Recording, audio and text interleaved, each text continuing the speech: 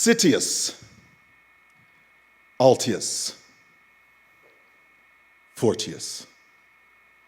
These three Latin words have been inspiring Olympians and Paralympians since 776 BC.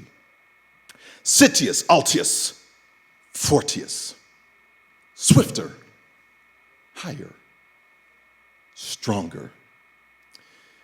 I like these words because they put us into the mindset and put me into the mindset that you can have your best performances today, but be even better tomorrow. Because the words are not written in their superlative form of swiftest, highest, or strongest. If they had been written that way, anytime an Olympian or a Paralympian or anyone that has any type of talent that they're trying to press forward through tomorrow, there's nothing there to strive for. There's nothing to be better with because you have your best performance and that's it. But these words challenge us to be better tomorrow than we are today. A cellist, when I played cello back in the 8th grade and all the way through my senior in high school, every time I practiced, I got a little better. Still can't play worth a doggone, but you get a little better. As a singer, you can practice and get better. Whatever thing that you're doing, you can always become better. Citius, Altius, Fortius, being great today and greater tomorrow. I was to learn these lessons in a couple of different ways. One, as an individual, and two, as in a team performance. And the first one was I was at the University of Arkansas, and John McDonald, one of the greatest coaches in track and field history, took us down to the Dallas Morning News Invitational. It was my first time I was going to run the 55-meter high hurdles. And I actually won the collegiate division that afternoon. And this gentleman in a tuxedo comes up to me and gives me an invitation and says, "Young man, you have just won," see, we're down in Texas, right? "Young man, you have just won the 55-meter high hurdles." And I said, "I know this." So he gives me the invitation, says, "We want you to come back tonight to run in the open division." And I said, "Great." But I had no idea what the open division was all about. So I went back to my hotel room, and one of my teammates, Michael Conley, one of our great triple jumpers, gold medalist and silver medalist, he says, "You're going to be running tonight against your heroes, against your role models." And I said, "What do you mean?" "You know, the Greg Fosters, the Ronaldo Nehemiahs, they're here tonight, and you're in the open division with them." And I got a little nervous, but at the same time, I was very excited to run this race. So I went through my little file in the room and pulled out my drawer, and I got my little 35 millimeter camera that had the little advancer. And I took that with me to the track because I was going to see my heroes and role models for the first time. As I went down in the Dallas Morning News area to work on my starts and everything, I took out my camera. And I recognized immediately Greg Foster. And I ran over, "There's Greg Foster! Click!" And I saw Ronaldo Nehemiah. "Oh, Ronaldo Nehemiah! Click, click, click!" And I was just having a great time with my camera. And then they called us to the start line. So there I was in lane number 4. And that great booming announcer's voice, I had Greg Foster, Ronaldo Nehemiah right next to me, and I'm right here in lane 4. And so the booming voice of the announcer says, "Ladies and gentlemen, welcome to the Dallas Morning News Invitational. This is event number 63, the men's 55-meter high hurdles. In lane number 2, please welcome the current world record holder at this distance, Mr. Gregory Foster." And the crowd goes wild. Okay, the crowd goes wild. This is audience participation. Yeah.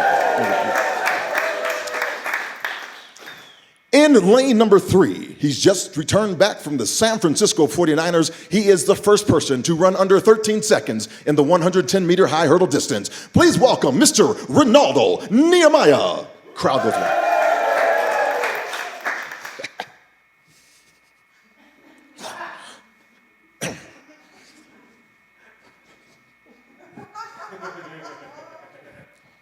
In lane number 4, John Register, University of Arkansas. In lane number 5, now I'm ticked. just blew right over my name. I'm going to show these guys what for. So we get to our blocks. Starter calls us to that bird dog set position, and the gun goes off, and I shot out of the blocks. And I swear to you, to this day, when I looked up, I saw the best hurdle race of my life.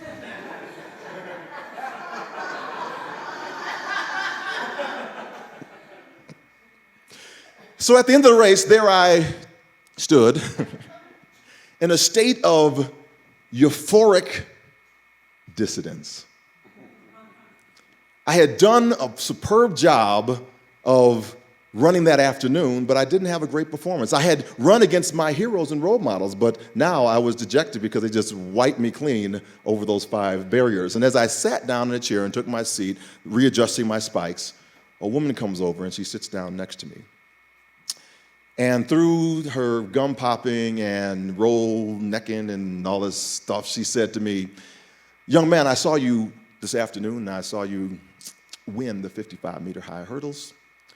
And I saw that gentleman give you that invitation to come back later on this evening in order to compete against, obviously, your heroes and role models. And what you did today, as you were down there watching you warm up, you had your camera there and you were taking all these pictures and failed to do a proper warm-up. So you got what you deserved as you were sitting here right now. And one more thing, you dishonored your invitation."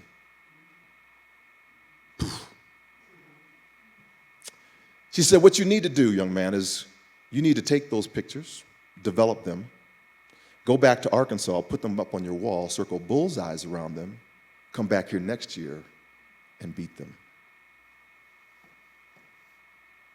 And she let me sit in that silence for about 15 seconds, and she got up, and off she walked.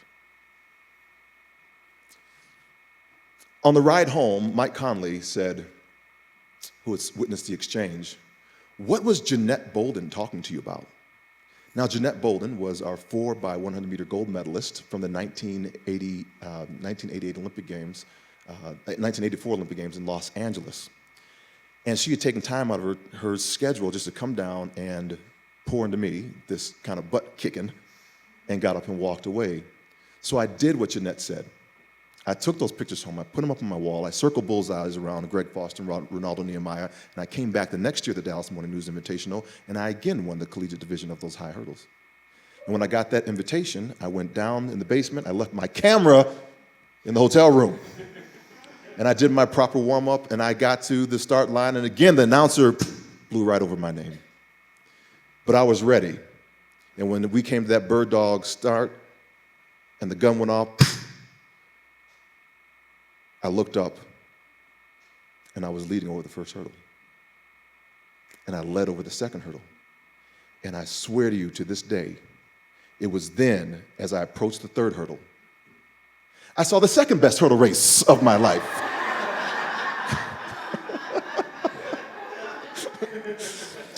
But the difference was I had competed. And why I share that with you today is because what I learned from that one moment is that there was some growth that happened there. This one person that saw more in me than I actually saw in myself. I knew I was pretty good. She saw greatness. And she wanted to get that out of me in the way that she could formulate those words. It was Citius, Altius, Fortius, being great at that time, but being greater the next year.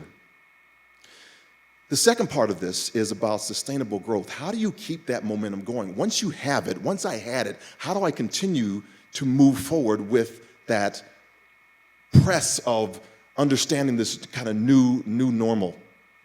And so as I began to think about how I'd move forward, I came across a gentleman by the name of Harry Edwards, Dr. Harry Edwards.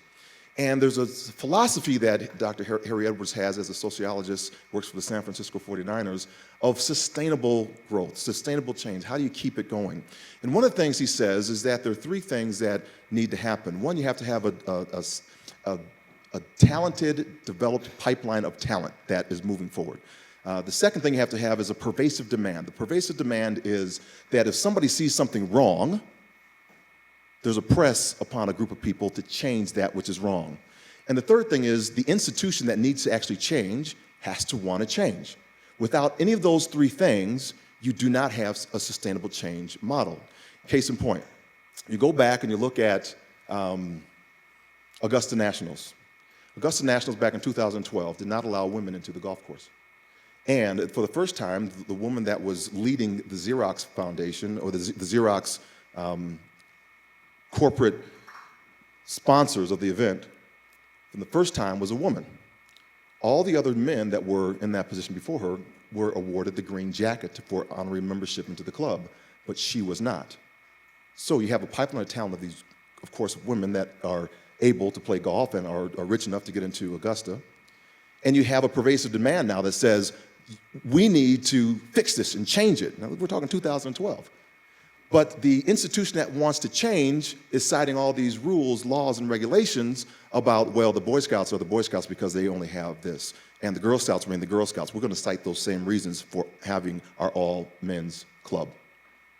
It was the same thing back when Tiger Woods did it in 2004. It was all white, and the jockeys were all black. Oh, the golf caddies were all black. And that was the way that it just went, because they had that precipice.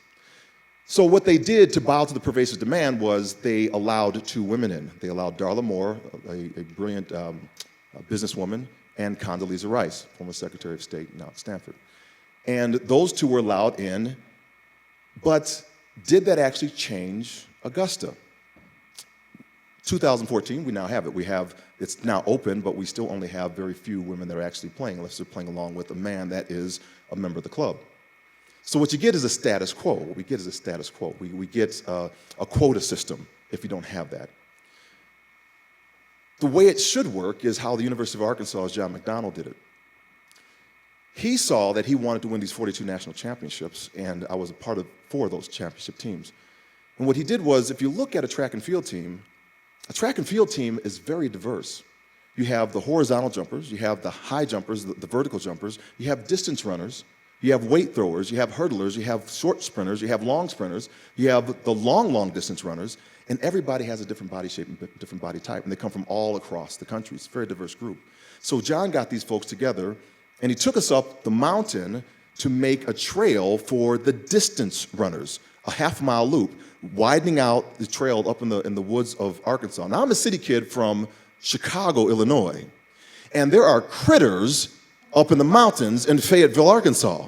I wasn't having it.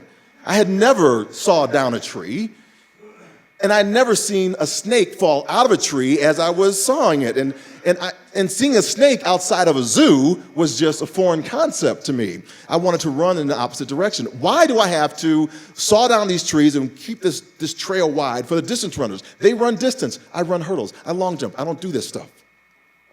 But as we're doing this weekend over weekend, the team kept getting closer and closer together. We started understanding how each other ticked. So when we went down to the national championships in 1985 in Austin, Texas. It was 10 o'clock, it was 9 o'clock at night, and the 10,000 meters was just about to go off. About 30 some odd, way too many laps to count around the track. The stadium was empty, watching these runners, and no one's there except for the Arkansas Razorback track and field team. And what we did was we positioned ourselves every 100 meters. And anybody from Arkansas here? All right, Brian in the back. Yeah, thanks for coming out, man. So what do we do, Brian? Woo Pig Suey. We call the Hogs. And we're going to call the Hogs tonight.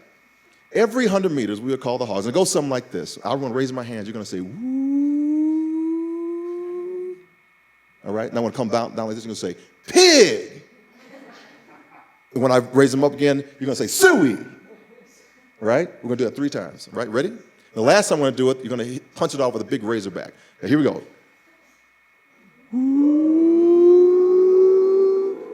Pig, Sue. Right, one more time, 2 more times. Pig, Sue. One more time. Pig, Suey. Now razorbacks. Razorbacks. There you go. That's so easy. And we would do that every 100 meters. And our three guys that were sitting on this one kid from Texas, and that kid from Texas had to hear that woo pig suey every 100 meters. He was being demoralized, and he had no reason to understand what was going on. He had no idea what was happening to him. And as our three guys were sitting behind him, they looked up with a half mile to go into the stands where John McDonald, our head coach, was. And John McDonald, with his thick Irish accent, said, well, I'm going to decimate right now, said, "Wrap it up, boys." And 1, 2, 3 guys went past that kid from Texas. And for the next half lap, they finished 1, 2, and 3. Now, where do you think our little friend that was leading that race for that whole time finished? 4th? No. Not last. 11th. He had led that race the whole time and went back to 11th because he had no support system. He had no support structure. It was about the sustainable growth of that team that we had. He had nothing like that. He was the status quo. He was the quota system. We were a well-developed, rounded team. Those are the two things that impacted my life so much towards that inspiration, that when I finally made it to my moment, my one time on the medal stand in Sydney, Australia, after going through life's changes, I didn't think about the 6 jumps I had that afternoon when I was standing there in the second place position. I didn't think about the 15,000 hours that I had trained over my lifetime. What came back to me were those moments of a Jeanette Bolden, of a John McDonald, of my family, of Alice Register, and my sons, and my daughter, and my mom and dad, and everyone that had inspired me to get to this one moment in time. So as the flag was being raised, and I honored it and saluted it from being a soldier, and as I saw the flag being raised, it was about this one moment in time where the world pauses, where you could hear a pin drop in the stadium. And I realized at that moment that it's more than just my experience, it's a collective. And we're all in this together. We all have that power of inspiration. We all can be great today and greater tomorrow. That was my greatest gift. Citius, Altius, Fortius. Great today, greater tomorrow. Thank you.